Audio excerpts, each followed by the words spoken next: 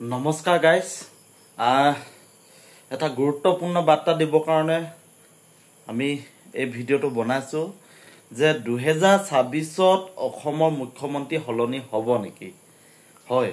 গুৰুত্বপূৰ্ণ অভিযোগ আনিছে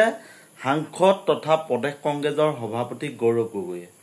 আৰু গৌৰৱ গগৈয়ে কৈছে যে 2026ৰ আগত সৰ্বানন্দ সোণোৱালক পুনৰ মুখ্যমন্ত্ৰী পাতি হিমন্ত বিশ্ব শৰ্মা ডাঙৰীয়াক মুখ্যমন্ত্ৰীত্বৰ পৰা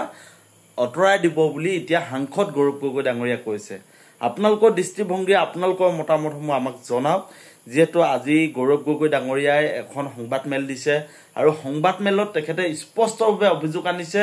আৰু তেখেতে দ্বিধাহীনভাৱে কৈছে যে 26ত মুখ্যমন্ত্ৰী আসন হেৰুৱাৰ ভয়ত এতিয়া অসমৰ সকলো আদানীক গতাই দিছে হিমন্ত বিশ্ব শৰ্মা ডাঙৰীয়াই আৰু হয়তো অতি কম সময়ৰ ভিতৰত হিমন্ত বিশ্ব শৰ্মাক মুখ্যমন্ত্ৰীৰ পৰা অতৰাই সৰ্বানন্দ সোণোৱালক আকৌ মুখ্যমন্ত্ৰী পাতিব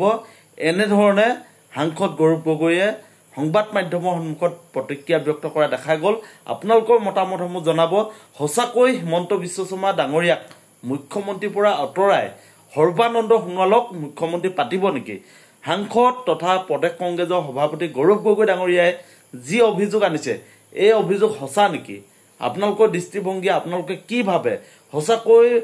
মুখ্যমন্ত্ৰী আসনত হিমন্ত বিশ্ব শৰ্মা সফল হৈছেনে যদি হোৱা নাই বিজেপিয়ে পুনৰ সৰ্বানন্দ সোণোৱালক 2026ৰ আগত মুখ্যমন্ত্ৰী পাতিব নেকি আপোনালোকৰ দৃষ্টিভংগী আপোনালোকৰ মতামতসমূহ আপোনালোকে আমাৰ কমেণ্ট বক্সত আহি জনাওক ধন্যবাদ